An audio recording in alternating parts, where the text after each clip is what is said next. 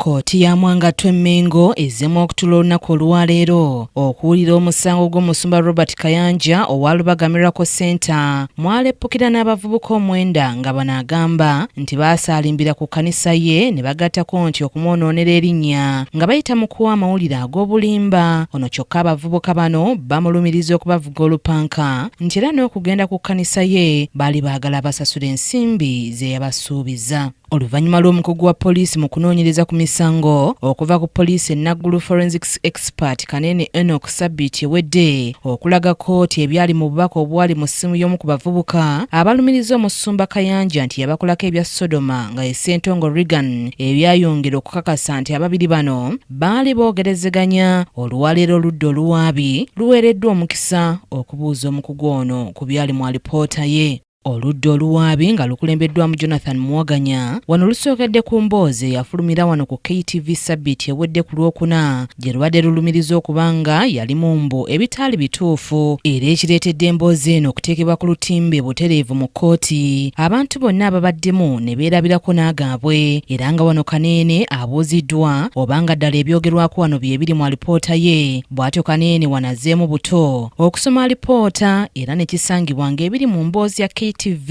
mwebiri butereevu byonna mu alipoota ye.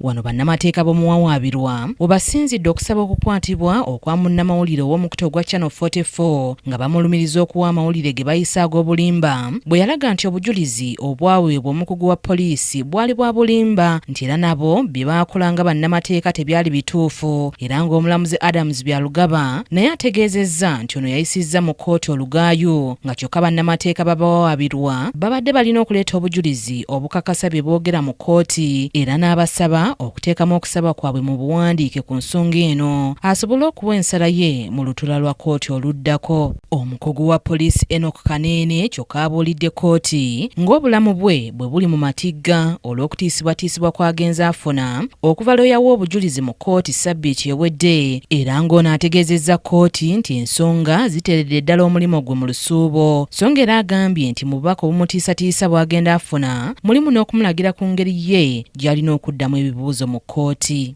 Kanene abadde ayogera ng'alabika atidde ategeezezza kkooti nga bwe waliwo n'amuwandiikidde akapapula okubadde obubaka obumulabula ku bikwata ku musango guno ne alipoota gye yakola.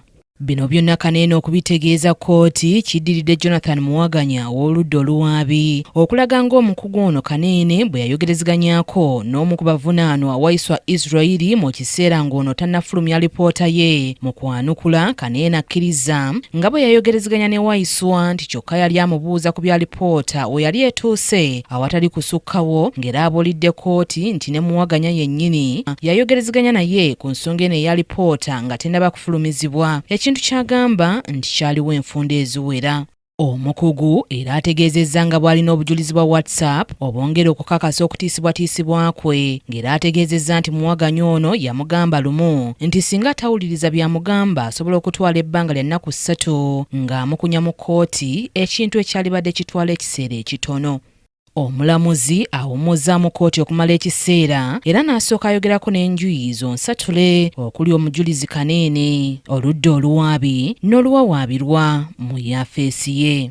Oluvannyuma kkooti eyongezzaayo omusango guno okutuusa ng'ennaku z'omwezi 7 omwezi ogwokuna omwaka guno. Kinajjukirwa ng'omusango guno kamera ezikwata ebifaananyi n'ebyuma byonna ebikwata amaloboozi byagaanibwa mu kiseera ng'omusango gugenda mu maaso okuwulirwa ng'era bannamawulire omukisa baalekebwa gumu gwa kuwuliriza nga bwe batambuza ekkalaamu.